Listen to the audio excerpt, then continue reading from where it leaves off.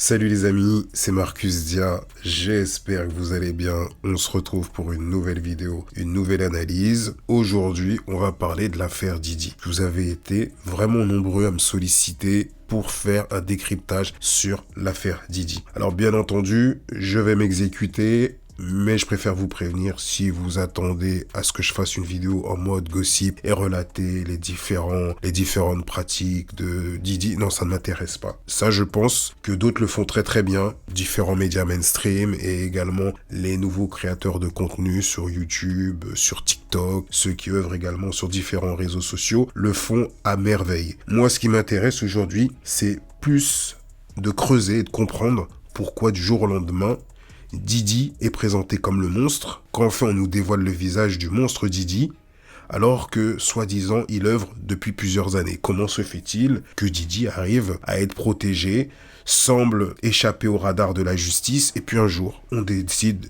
de nous le vendre, de le sacrifier ou de le balancer, utilisez les mots que vous voulez, mais moi je trouve ça suspect. Donc moi en général dans ce genre d'affaires, je me pose toujours la question, pourquoi maintenant? Et puis je repense souvent à une phrase de mon frérot Ahmed Daniel Arif que j'avais invité sur cette chaîne YouTube, qui est économiste. Il m'a dit: Marcus, dans chaque conflit, dans chaque guerre, c'est toujours une histoire d'argent. Suis l'argent et tu comprendras. Et aujourd'hui, loin de faire dans le simple fait divers et du gossip, nous, on va chercher à comprendre ce qui se passe vraiment en coulisses. Alors, je vais essayer de faire un court format, car les longs formats semblent ne plus être à la mode. Et puis, je l'ai constaté par rapport à mes dernières vidéos. C'est pas ma dernière, mais mes dernières vidéos, puisque j'avais fait une série de vidéos qui m'avaient demandé énormément de travail. Et puis, j'ai compris également, et ça, je pense que je suis pas fou, mais je pense, en analysant les vues de certaines vidéos, qu'il y a des personnes qui arrivent à utiliser des services pour bloquer les vues quand on parle de sujets sensibles. Donc là, les amis,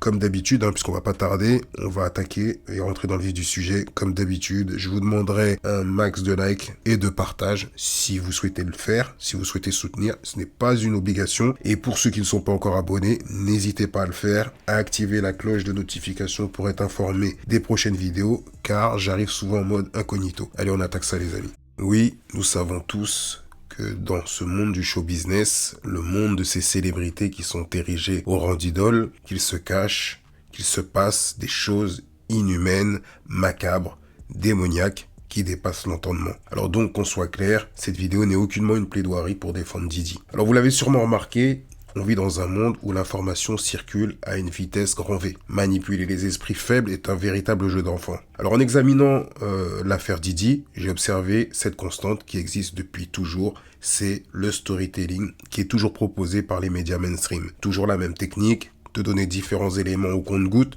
pour que les chercheurs de buzz, ceux qui vivent de ce genre d'actualité, fassent dans la surenchère. La finalité réside que vous participerez à enterrer la personne qu'ils ont désignée pour être abattue. En quelques vues et en quelques minutes, tu peux très facilement faire passer un mec qui fait dans le social avec une bonne image en la pire ordure qui doit rejoindre le couloir de la mort. Alors je le redis encore, je ne suis pas là pour défendre Didi, bien au contraire. Alors les médias, qu'ils soient mainstream ou alternatifs, comme YouTube, comme d'autres plateformes, comme TikTok, etc., ont une capacité presque incroyable à fabriquer leur propre version de la réalité. Alors ils te racontent une histoire et plus elle est répétée en boucle, plus elle devient l'unique vérité, même si au fond, elle est biaisée. Alors ce qui est encore plus fascinant, c'est qu'on se rend compte au fil des années que les réseaux sociaux jouent parfaitement leur rôle et sont très utiles pour ce genre de jeu et de manipulation. Ces plateformes, avec les créateurs de contenu, sont censés être indépendants et libres. Mais en vérité, ils servent juste de relais aux médias mainstream pour faire grossir des polémiques. Tous participent à cette grande machination. Les algorithmes, les tendances, la course au like, tout est conçu pour renforcer les propagandes. Et donc forcément inciter les gens à mentir au niveau de l'information, à manipuler l'information. Et ça dure depuis un petit moment et je pense que tous ceux qui ont compris le jeu de ces réseaux sociaux, où on nous prétend qu'on a la liberté d'expression, il suffit d'aborder des sujets assez sensibles pour voir que subitement, publication semble être invisible, on ne la voit plus. Donc moi, j'ai constaté à travers même des réseaux comme Twitter, qui s'appelle aujourd'hui X. Bien entendu, je le redis encore, je ne dis pas que Didi est un saint, loin de là, et je dis pas qu'il est innocent. Je vous explique comment ce monde fonctionne. Et c'est exactement la même chose quand, par exemple, vous voyez des soi-disant comptes complotistes te faire croire qu'ils luttent contre la désinformation en utilisant exactement ce système qu'on leur propose comme information, c'est-à-dire que tous ces comptes relayent exactement les mêmes infos. En vérité, il relaye ce que le système a envie qu'il diffuse. Donc là, aujourd'hui, le rôle de tous ces médias, avec la complicité des médias alternatifs, des réseaux sociaux, est de nous conditionner à voir disparaître Didi avec ce désir de justice. Alors il faut dénoncer et faire condamner le monstre Didi, accusé de trafic humain dans ces soirées freak-off, comme ils disent. Quand on voit la carrière de Didi, on voit l'histoire de ce rappeur qui est aussi talentueux que Dr. Dre dans le rap. Les gens, les connaisseurs, comprendront la comparaison et pourquoi je sors ça. Mais il est surtout connu pour être un grand producteur dans le domaine de la musique et surtout un businessman hors pair. Alors un Afro-Américain qui a réussi à faire partie du cercle fermé des milliardaires, ce qui est censé lui garantir une certaine immunité. Sauf si tu deviens un danger pour les tiens, comme a pu l'être Jeffrey Epstein qui commence à affaiblir et qui commence à avoir la langue qui fourche, on est obligé forcément de le supprimer pour éviter de prendre des risques. Alors moi je dirais que chez les Afro-Américains c'est totalement différent. Lorsqu'on parle de réussite, il y a souvent un schéma qui revient souvent et ceux qui parviennent à gravir les échelons, on va dire que ceux qui arrivent à s'imposer dans le milieu du pouvoir ne le font jamais sans une certaine assistance parce qu'ils sont souvent soutenus par des lobbies puissants, des alliés influents, que ce soit un Didi, un Jay-Z ou même un Dre.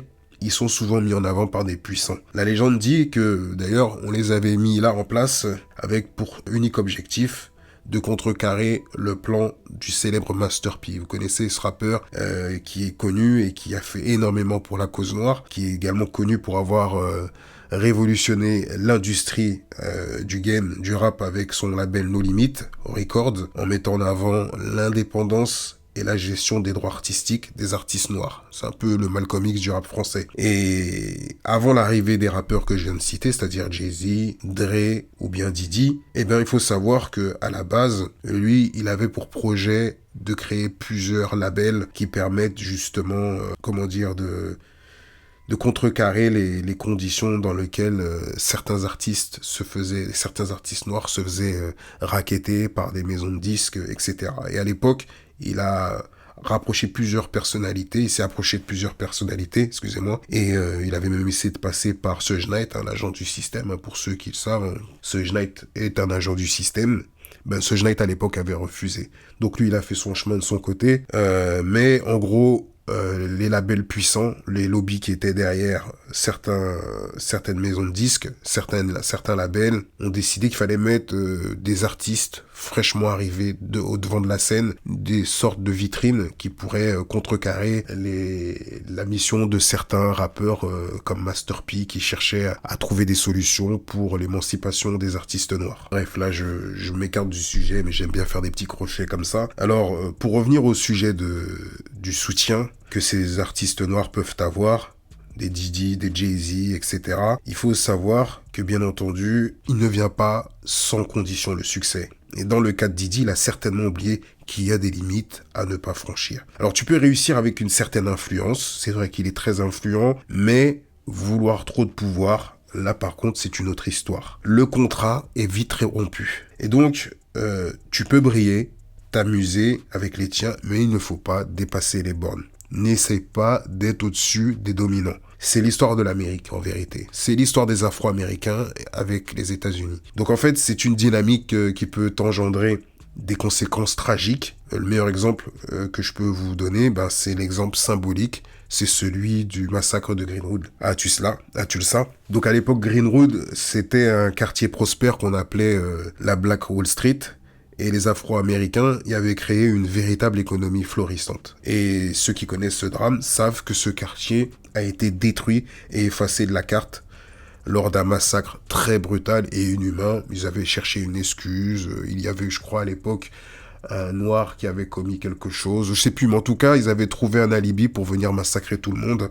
Mais en vérité, tout le monde sait que de base, ce qui les dérangeait, c'était la réussite de tous ces noirs dans ce quartier. Donc c'est pour ça que jusqu'à aujourd'hui, il y a encore ce rapport entre les Afro-Américains et certaines personnes. C'est comme ça, donc peut rien y changer.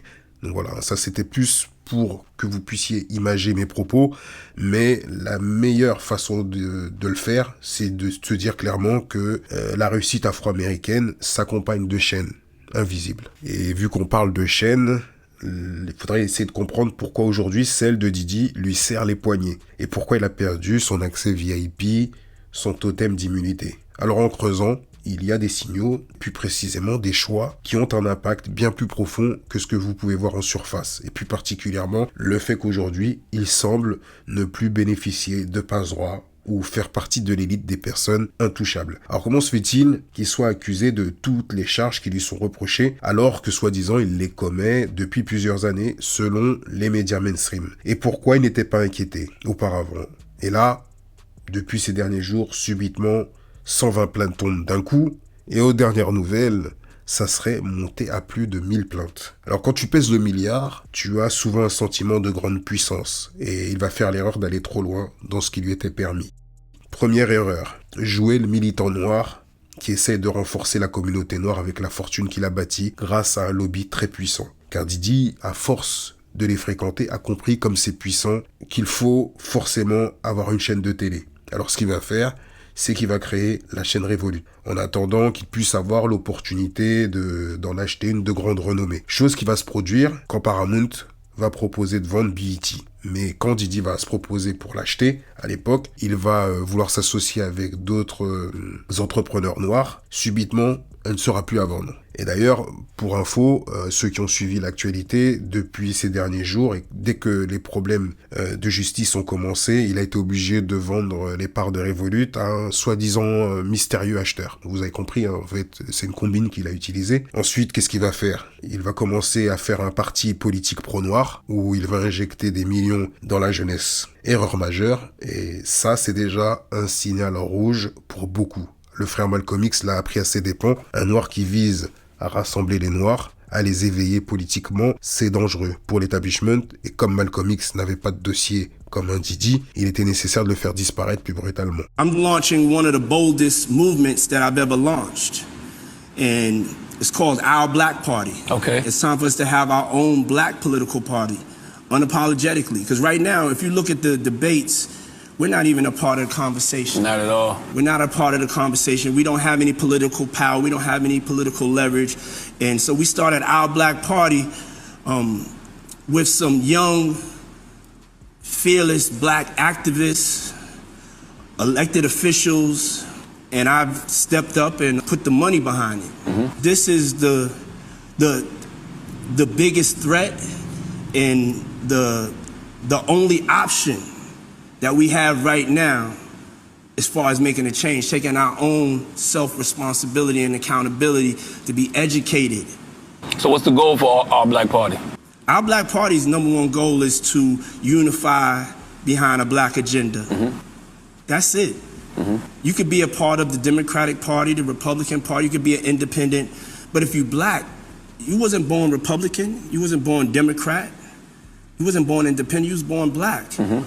And we have to seize our political power. Deuxième affront, céder gratuitement les droits de Bad Boy Music. Alors là, quand tu sais par exemple que c'est un Clive Davis qui t'a mis à la tête de ce business, que ce Clive Davis qui est désigné comme son mentor. Alors la légende dit que ce Clive, qui aurait mis Diddy dans beaucoup de déviance, car il aurait pris Diddy sous son aile, très jeune, alors qu'il était étudiant, et qu'on ne sait pas réellement ce qui s'est passé entre eux.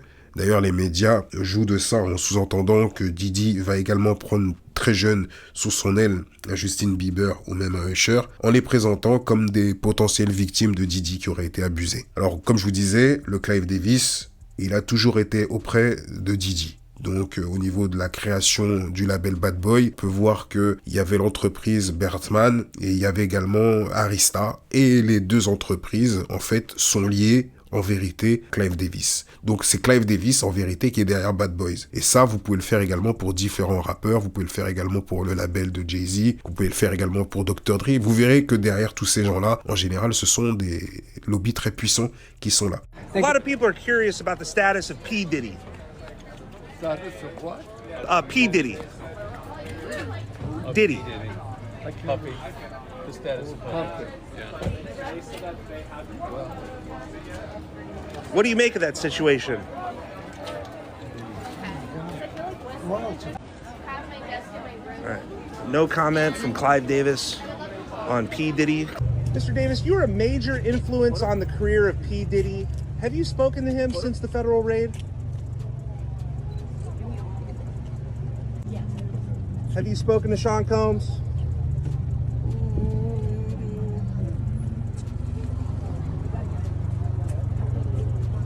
Any comment, Mr. Davis? Any comments about Diddy? He credits you as one of his mentors.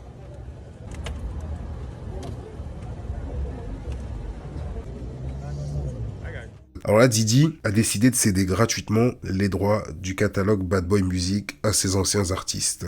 Et d'ailleurs, pour la petite anecdote, il va refuser un chèque à 9 chiffres qu'on lui proposait pour acheter les droits. D'ailleurs, dans une émission, il explique qu'il avait mis 2 ans pour pouvoir réassigner les droits et qu'il fait cette démarche pour aider la communauté. And recently you said that you were giving the artists back their publishing. Yeah. What made you decide to do that, and what was the artist? Did you speak to every artist when you did it, or how did that happen? How did that work? Break that down. Yeah. When I had went and called out the Grammys, I also, had to make sure that I had also looked from within. Once you start like asking for change in this world, you have to look within and be a part of that change. So this actually was done 2 years ago. You know what I'm saying? It was actually done 2 years ago, and it was more of me just evolving as a businessman, a person that really wants change in the world. What do you say to the people who say they feel like the publishing has no value now and you've already made all your money off it, so now you want to give it back because it's not really worth anything?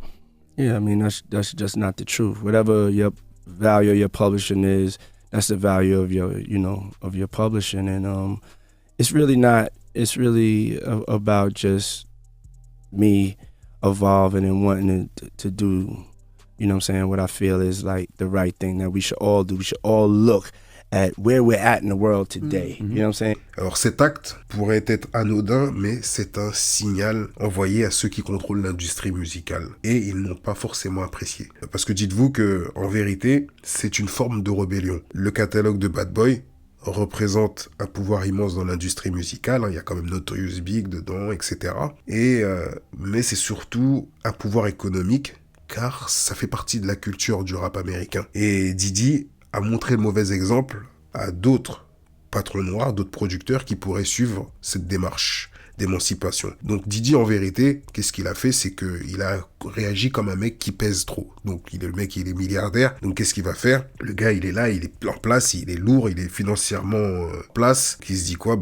Il est dans la capacité de refuser de s'aligner aux intérêts de ceux qui contrôlent l'industrie. Et ça, c'est une erreur majeure. D'ailleurs, Kanye West l'a également appris à ses dépens quand il a commencé à vouloir tenir des propos assez étranges envers la communauté juive qui est à la tête de beaucoup de business dans le monde des médias. D'ailleurs, à l'époque, je ne sais pas si vous vous souvenez, Charlemagne Zagon avait soutenu les dires de Kanye West. You know why there's not a lot of Jewish rappers? Because there's Jewish owners and Jewish CEOs. They run these labels. They're the bosses. That's why. I'm uncomfortable. What did Kanye say? He said, "Happy Kwanzaa to all the artists and Happy Hanukkah to all the label execs." It's the truth. They run the business period from Hollywood to the music industry, everything. And I mean, it's a very powerful mafia, as they should be. See, the problem with black people, we don't have no power. Kanye donc venait de devenir milliardaire et il est très vite redescendu. Quelques coups de censure, de boycottage, c'était fini. D'ailleurs, aujourd'hui, je pense qu'il a changé de discours. Il a lissé un peu plus son discours, puisqu'ils savent te secouer comme il faut. Soyez pas choqués quand vous voyez beaucoup d'artistes noirs qui ne se prononcent pas. Bien sûr, s'ils n'ont pas envie de se prononcer sur le conflit israélo-palestinien, vous ne les verrez pas se prononcer. D'autres ont du mal à comprendre pourquoi, par exemple, un DJ Khaled qui est très proche de Didi ne se prononce pas alors qu'il est palestinien, ne se prononce pas sur le sujet. Donc ensuite, troisième erreur, et ça, c'est la goutte de trop, la guerre contre Diageo. Là, Didi commence à déclarer la guerre à Diageo, une société pesant plus de 81 milliards. Alors pour ceux qui ne le savent pas, Diageo c'est un géant de l'industrie des boissons alcoolisées, donc c'est un business de spiritueux, et derrière des marques comme Ciroc qu'il n'arrêtait pas d'afficher à travers ses clips, dans ses soirées, etc. Didi est l'ambassadeur de la boisson Ciroc, et contrairement à ce que les gens peuvent penser, Ciroc n'appartient pas à Didi. Et Ciroc c'est un pur produit de l'entreprise Diageo. Ce n'est pas juste une histoire de boisson, derrière Diageo il y a également des forces qui sont bien plus grandes, des actionnaires comme BlackRock ou Vanguard. Je ne sais pas si vous imaginez qui est BlackRock et Vanguard. Alors, on parle de vrais puissants. Là, aujourd'hui, c'est carrément, ils sont tellement puissants que tu peux dire qu'ils sont carrément les patrons de ce monde. Alors là, pour comprendre qui sont BlackRock et Vanguard, ce sont deux entités puissantes. Ce sont les vrais maîtres de l'économie mondiale. Là, vous avez compris, quand je vous parle de maîtres de l'économie mondiale, c'est les grands patrons de ce monde en vérité. Donc derrière BlackRock, c'est plus de 10 000, écoutez-moi bien, 10 000 milliards de dollars d'actifs à travers le monde. Ils ont des parts dans pratiquement toutes les entreprises majeures, que ce soit de technologie aux médias. Donc là, vous retenez bien la notion de médias, puisque en vérité, ça comprend également la quasi-totalité des réseaux sociaux et plateformes qu'on utilise tous les jours. Alors ça passe également par l'alimentation et les transports. Dites-vous que eux, il suffit, et en fait aujourd'hui, demain ils peuvent tout bloquer dans ce monde. Ce sont des gens qui sont ultra puissants. Donc un groupe comme Vanguard, c'est un autre mastodonte qui possède des parts dans pratiquement toutes les entreprises de Fortune 500. Ces sociétés ne sont pas des simples actionnaires. Ce sont eux qui influencent les décisions politiques et économiques des plus grands gouvernements. BlackRock, qui a investi dans toute l'industrie pharmaceutique et dans tout le CAC 40. D'accord. Son budget, c'est le 3e budget au monde après celui des États-Unis et de la Chine. Alors quand Didi il attaque Diageo, c'est bien plus qu'une bataille contre une marque de spiritueux. C'est un affront direct contre des entités ultra puissantes qui ont des moyens illimités pour t'écraser. Donc quiconque oserait se dresser contre elles aurait affaire aux pires ennemis que tu puisses avoir. D'ailleurs, l'un des pires ennemis de Didi qui n'arrête pas de s'acharner sur lui, 50 Cent, en parle et le fait comprendre à demi-mot dans une interview, dans une émission. Je vous laisse écouter. You have the experience with major corporations like me, my particular experience with Beam Suntory. It was great in the beginning. It's great for us to work for them. It's not so cool when you start to own things. You see what I'm saying? So I made a lot of money with them too. Like, there's a point, they did a deal that mirrored what Puffy's deal with Diageo was for Ciroc. So he didn't have ownership of that at any point, but he was getting a lot of money, like almost like $60 million a year at one point. So you see him go to De Leon is when you see him have some issues. Alors en fait, ce que Didi il est en train d'expliquer quand il dit que il y a eu le conflit qui s'est posé avec D-Leon. En fait, il faut savoir que quand il parle de D-Leon, c'est le nouveau partenariat que Didi il a eu avec Diageo. C'est-à-dire que Didi, pendant longtemps, il a mangé avec Ciroc, mais ça appartenait... Ciroc, c'est la marque officielle de Diageo. Donc il s'est dit quoi, je veux un nouveau partenariat. Et il a dit, voilà, on va faire comment? On va créer, maintenant je veux ma propre marque de boisson, donc de tequila, et qui va s'appeler D-Leon, en partenariat toujours avec Ciroc, mais là c'est pour que les gains augmentent. Et lui, ce qu'il va faire, Didi, c'est qu'à un moment, il va se rendre compte que sa boisson ne vend pas assez.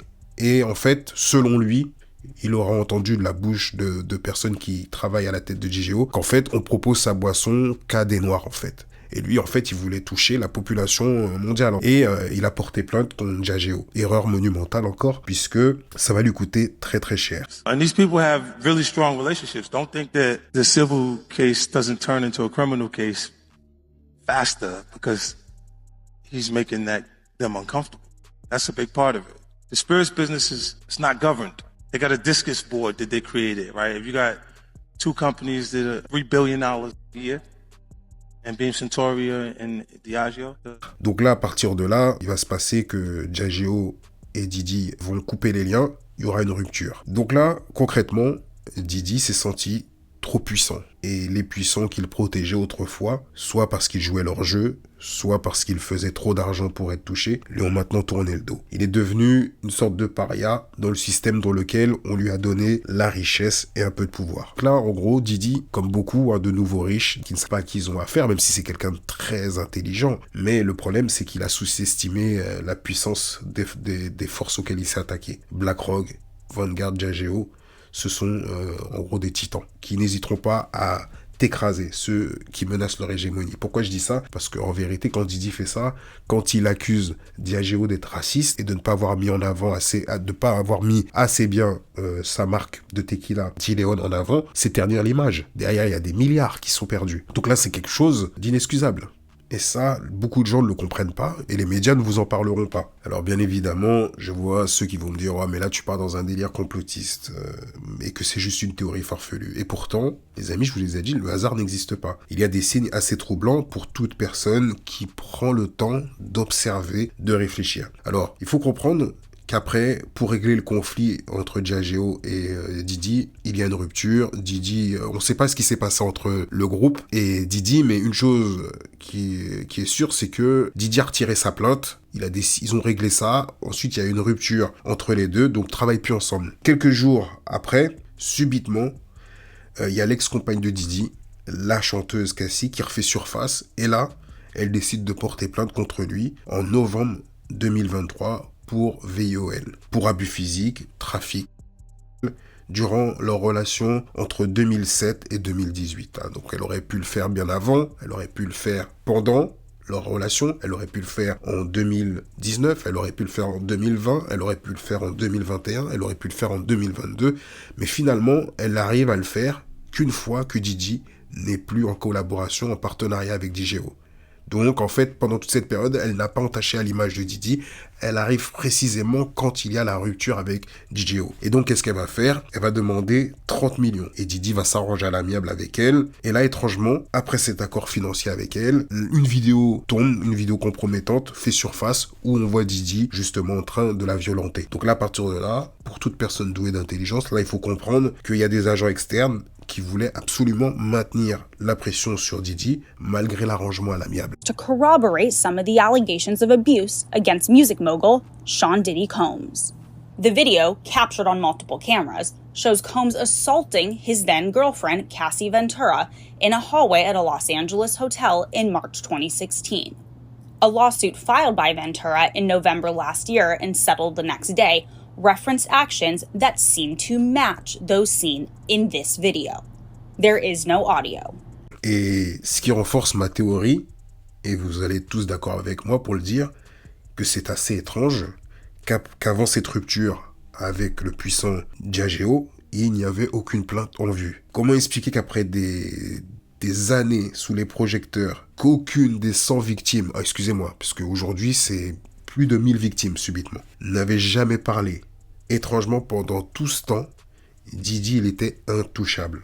Il naviguait entre les mailles du filet judiciaire et subitement, tout d'un coup, tout explose. Alors pourquoi maintenant et pourquoi toutes ces victimes sortent-elles de l'ombre au même moment? Et là, le vice, il est encore plus gros, puisque depuis qu'il a été arrêté et qu'il a été incarcéré, ils ont créé carrément une cellule pour que des personnes puissent témoigner depuis son arrestation. Le rappeur P. Diddy est accusé d'agression sexuelle par 120 nouvelles personnes. Déjà arrêté et incarcéré pour trafic à des fins d'exploitation sexuelle, il est désormais accusé d'agression sexuelle par de nouvelles victimes. Ces dernières ont été identifiées grâce à une ligne téléphonique ouverte après l'arrestation du chanteur en septembre. Je ne sais pas si vous imaginez. Donc vous connaissez comment fonctionnent les États-Unis et comment les gens sont des rapaces. Donc là, vous êtes sûr qu'ils vont récolter une grande partie de faux témoignages, car les gens, dans leur tête, ils se disent Cassie, elle a réussi à négocier, elle a pris son chèque, on veut tous notre part. Et donc c'est ce qui va se passer. Une des choses aussi qui m'a marqué, c'est le refus de la caution. Donc en fait, les Américains, l'État américain a refusé, la justice américaine a refusé une caution, écoutez-moi bien, de 50 millions avant son jugement. Donc Didi a décidé, il voulait payer une caution de 50 millions et ils ont refusé. Et alors qu'on sait tous qu'aux États-Unis, c'est un business très lucratif, hein, le délire des cautions, mais ils ont trouvé des excuses, ils ont dit il menaçait des victimes, etc., qu'il était potentiellement dangereux, alors que lui, il avait donné des garanties, il avait dit qu'il pouvait avoir un bracelet, etc., il pouvait être tracé. Ils ont refusé. Donc en vérité, pour moi, derrière tout ça, il y a des pressions, et je vous le dis, cette histoire est en fait encadrée par des entités puissantes qui veulent pas que Didi puisse mettre les pieds dehors. De toute façon, les amis, vous verrez que ma théorie sera quasiment fiable et que je ne me tromperai pas, vous allez voir pourquoi. Je vous propose de faire cette expérience et observez bien. Je vous dis, ça va être très facile de voir qu'en vérité, la principale punition, c'est Didi qui va la supporter. Parce que dites-vous que même si on vous dit que dans quelques temps, ils vont sortir des listes de célébrités qui ont participé à ces soirées, ne croyez pas qu'ils vont faire couler une partie du showbiz. Ça, c'est une stratégie de camouflage pour ne pas montrer que vraiment la principale cible est Didi. Et même si la logique veut que ceux qui participaient à ces soirées soient reconnus comme complices. Et n'oublions pas qu'au cœur de toutes ces soirées où soi-disant il y aurait eu les accusations de trafic humain, etc., de VIOL, etc., n'oubliez pas que durant toutes ces soirées, c'était des soirées qui faisaient la promotion de la vodka Ciroc. Donc en fait, ça faisait la promotion, ça bossait pour Diageo. Donc pourquoi à cette époque, zéro polémique, durant tout le partenariat, qui a duré 15 ans les amis, posez-vous cette question, pourquoi Didi, quand il avait encore un contrat avec eux, il n'était pas exposé? Alors il faudrait se demander également, pourquoi tant qu'il restait dans les bonnes grâces de l'entreprise, il était protégé de toute plainte ou ennui judiciaire. Est-ce qu'aujourd'hui, on peut le dire clairement, qu'il y a une justice à deux vitesses? Est-ce qu'on peut dire aujourd'hui que les puissants ont le pouvoir de te donner une immunité? Ont-ils le pouvoir de mettre fin à ta carrière, de reprendre tout ce qu'ils t'ont donné?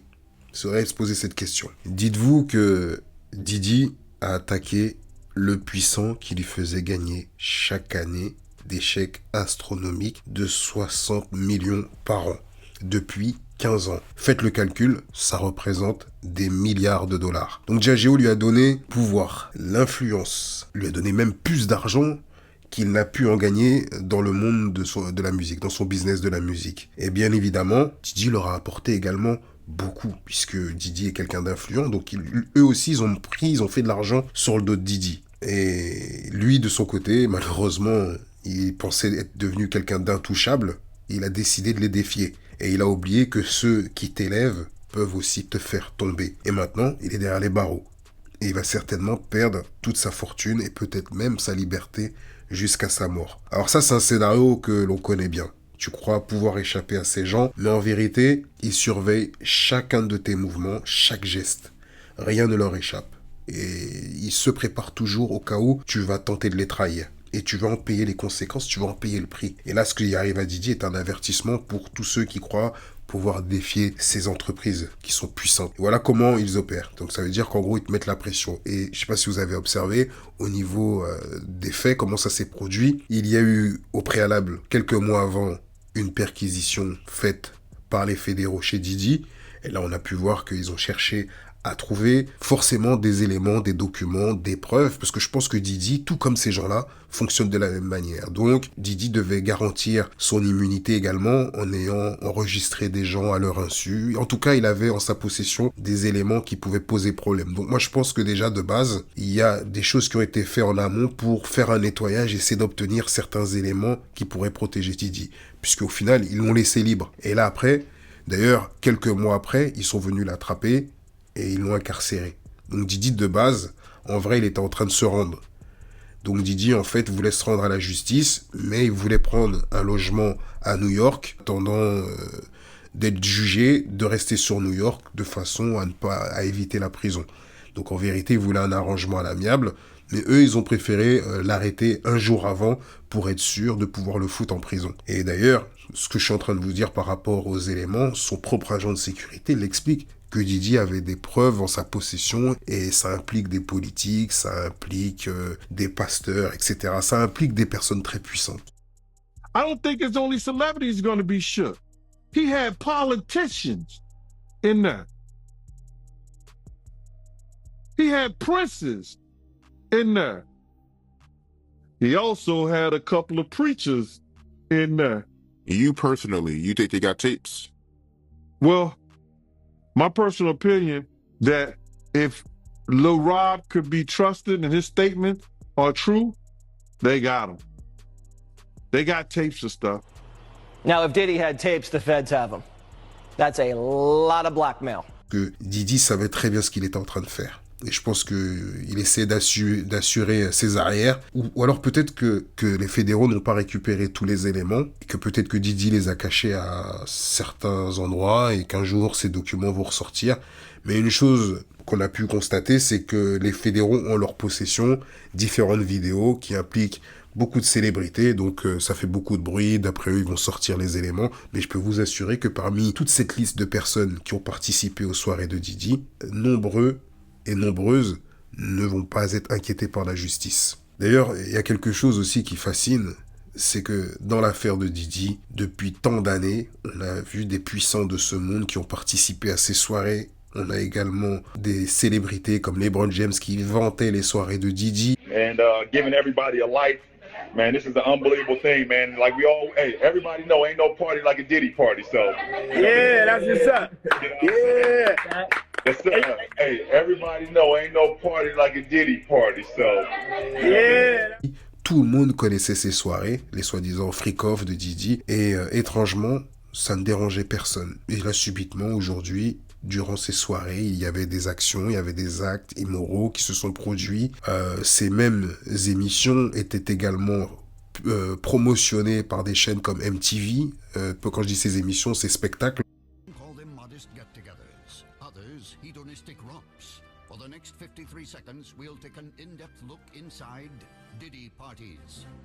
Diddy once threw a party on a jet flying around the world. Now it started on a Tuesday. Somehow ended on the previous Sunday. I don't know how he did that. Now that I'm engaged, I've decided to slow down a little. 3 Diddy parties a week. Maybe 4. Well, not including the weekends. Boy, I remember one day we went to this Diddy party. Oh, what happened? Lil Jon forgot his pimp cup. Yep. D-Rock went to Diddy and asked if he had a pimp cup Lil Jon can borrow. Man, he had a whole bunch of pimp cups. He had a pimp set. It's hard to say which is more off the hook. A Diddy party or a Diddy after party, or a Diddy after party, which is basically a pre-party for the next Diddy party. The Diddy party legend continues tonight at 8 p.m. 7 Central. Donc il faut se poser beaucoup de questions à travers tout ça, mais une chose est sûre, c'est qu'aujourd'hui ils ont décidé d'enterrer Didi. Et je pense que ça va être très compliqué pour lui, à part peut-être, je ne sais pas s'il fait allégeance ou autre, je ne sais pas. Mais une chose est sûre, c'est qu'il est mal barré. Voilà les amis, je vous ai fait cette vidéo en mode improvisation. Je vous dis à très bientôt pour une prochaine analyse. N'hésitez pas à donner vos avis à travers les commentaires. Est-ce que je suis fou? Est-ce que ma théorie est totalement farfelue? N'hésitez pas à liker la vidéo si vous avez kiffé. N'oubliez pas, prenez soin de vos parents. Je vous dis à très bientôt pour une prochaine vidéo. Peace. Ciao la famille.